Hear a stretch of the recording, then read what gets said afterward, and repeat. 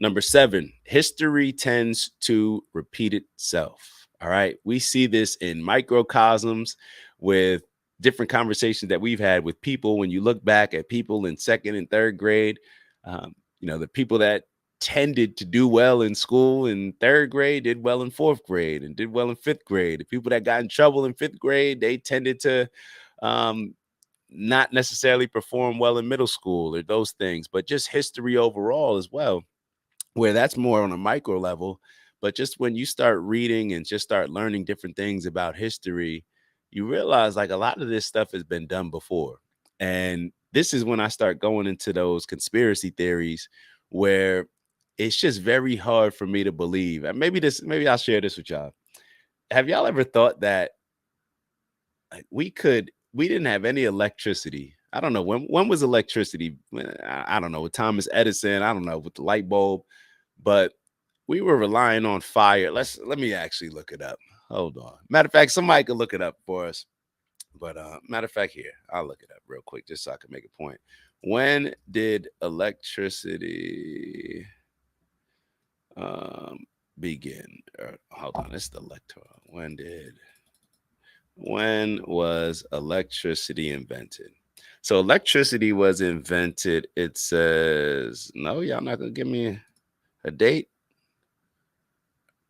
All right, they say first proper electricity in the 1600s. When did electricity come to homes? That's probably a better one.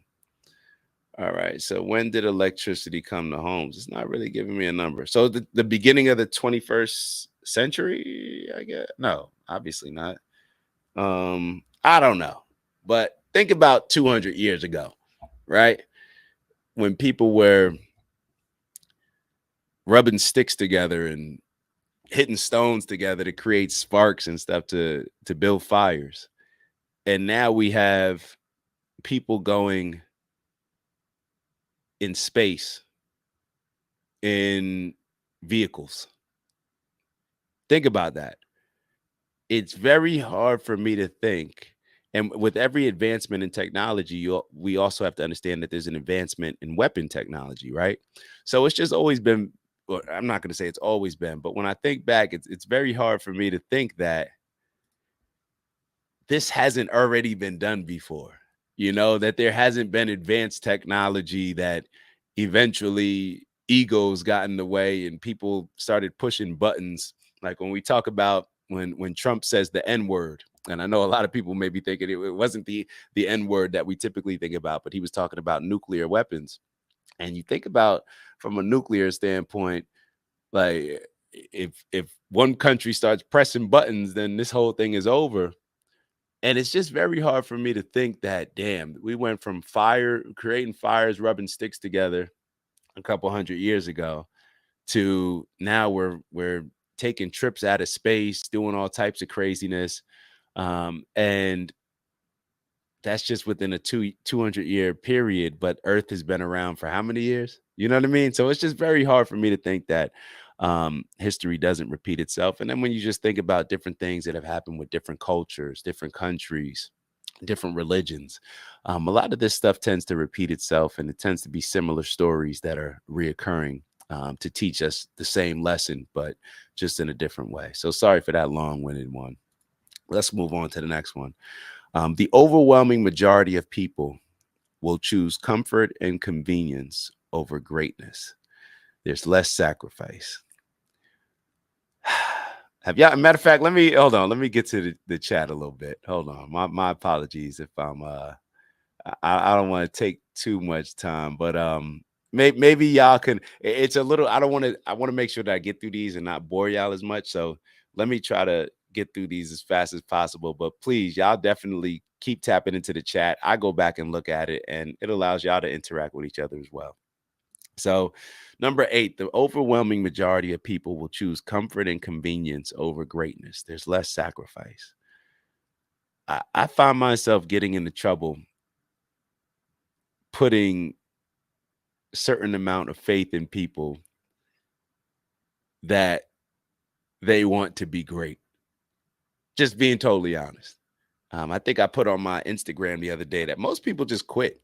Like most people just quit stuff. Like most people don't even put themselves in a position to where they actually lose or if they actually fail.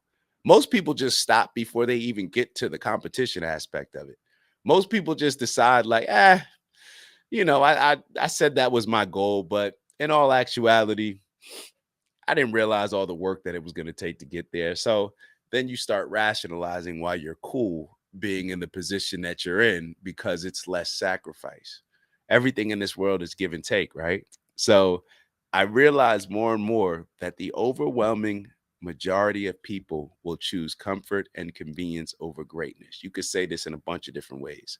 A lot of people, but majority of people, in my opinion, are sheep. It's just it is what it is. Most people would rather be told something than go out and learn it on their own. Ew. Sorry to interrupt the video. We got a new challenge. 20,000 by the end of April. We fell short in March, but we're going to get our goal this month. Thank you all in advance for those that are going to continue to like, subscribe, maybe even leave some comments and let us know how we're doing. And on that note, let me let y'all get back to the video and I'll see y'all soon. Ew. Most people would rather choose comfort and convenience, even though that may come with less money, even though that may come with less fame if they're seeking fame, even though that may come with just a lesser purpose, not living in your purpose as much as you would if you were willing to sacrifice and whatever your definition of greatness is. It's going to be different for everybody. But I realize more and more that most people will just choose comfort and convenience. I've done it in my life in certain aspects of it. And it can, comfort and convenience, rationalizing with yourself that you don't need to get to that goal, that audacious goal that you set for yourself. It does provide you a nice little comfort blanket, with a nice pillow and allows you to kick your feet up while everybody else is out there getting up early, working out on the field, whatever it may be. So when you realize this, it puts things more properly in perspective. And going back to one of the earlier lessons, it allows you to maybe gauge more properly the amount of time, effort, and energy and hope and faith that we should be putting in other people, especially, like I said earlier, if it's our loved ones. So number 8, definitely an important one for me. Let's go to number 9. Any outcome requires give and take, sacrifice. I think I heard this from Thomas Sowell. Y'all know I love Thomas Sowell, and he was talking about how that there is no wins. There's just like a negotiation. I forget the exact words. I know I'm misquoting him, but I believe that's what the basis of what he was saying was, that there's no just clear cut win. Everything is a negotiation. Everything is a give and take. We can't want something and not be willing to give something. Maybe this is the whole concept around sacrifice. Everything revolves around sacrifice. If you want to, just using like some common things, if you want to make more money, you may have to sacrifice some fun. If you want to get married, you may have to sacrifice some, not fun, but you may have to sacrifice some things. If you don't want to get married, then you may have to sacrifice some things. If you want to wait longer to get married and to have kids, then you may have to sacrifice some things. Everything comes with a form of sacrifice. And I think if the more we understand that and are real and honest with ourselves about that, hopefully it'll push us to lean into the harder decisions rather than just go with our comfort that we sometimes go to. Obviously relating to the last lesson. Number 10, past behavior is the greatest indication of current and future outcomes. Past behavior is the greatest indication of current and future outcomes. People don't change, man. People don't change. What's the saying? A tiger doesn't change his stripes. When I say people don't change, that's my general rule. But there are exceptions. There are exceptions. So work to be the exceptions. And then if enough people, I guess, become exceptions, then we can break that rule. So that'll be a rule that I'm looking forward to being broken in my mind. But past behavior is the greatest indication of current and future outcomes, in my opinion. past behavior. So take it or leave it. And maybe that's why birthdays are usually more somber for me. And I said it's a time of reflection because somebody like me, who I told you, it's very hard for me not to focus on the things that I could have done better. I don't really think about the small achievements, big achievements, medium achievements, whatever they may be. I tend to dwell on and this is not good. This is not good.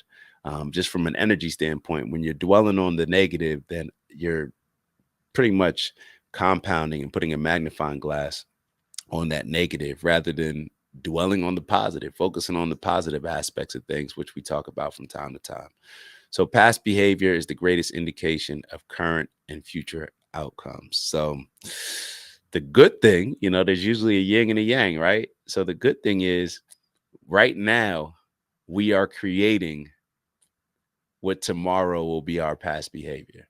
So we all have the opportunity to change what will become our past behavior right now, right? We can change our habits. We can change our perspectives. We can change our discipline, our commitment, all these different things we can change right now. And before we blink our eyes, it'll be our past. So that's the positive aspect of it. One of my favorites, maybe my favorite, who knows? No gas. Y'all have heard me say this before, but it's one of my coaches, Coach Ray, special teams coach in Indianapolis. He, I always laugh because how can I put this in a nice way? All right. So some of your coaches are, there you go, falling in the background. Some of your coaches that you have, just like some of your teachers maybe, are, how can I put this? I've had certain coaches that I thought were like geniuses. And then I've had other coaches where I feel like, the other coach will teach you strategy, technique. You got to do this, you got to do that. And a lot of it's based on experience, them watching a lot of tape. And other coaches would be like, bro, just run down and make the damn tackle. Like, just like, we don't got to overthink this. And he was more along the lines of that, just like, bro, like, just go make a play. And he taught us something. He taught me something that has stuck with me ever since he said it. Like, nobody gives a shit. And as I go through life, and sometimes we take ourselves a little bit too seriously. We all are egotistical beings as humans. Right? Maybe you're the exception. I don't know. But when it comes to ego, when it comes to humility, when it comes to even giving ourselves grace, this has been a good reminder for me. Like, yo, nobody gives a shit, bro. Like, just go out there and win. Like, nobody cares. Like, stop thinking that other people should care about the things that you care about as much as you care about them. That's what it was for me. And stop thinking that excuses, even if you have a valid excuse, that it makes a difference in the outcome of things. People may pat you on the back and say, the refs really got you. Don't worry. You still lost at the end of the day. So there's winners and losers, right? So you can have somebody pat you on the back and tell you all these different things. And at the end of the day, nobody gives a shit. Either you won or you lost. Either you did what you said you were going to do or you didn't. Either you accomplished your goal or you didn't. Either you can pay the rent or you can't. Period.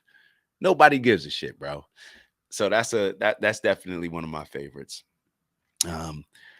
Number 12, being genuine is the most attractive trait and/or characteristic. Now, I'm pretty sure that from an attractive standpoint, more on a surface level, that would stand true. But when I was actually writing this, I was thinking more so about actually attracting people. Leaders attract people, right? And I think as we look around, we're in the social media day and age, we're in content creation day and age.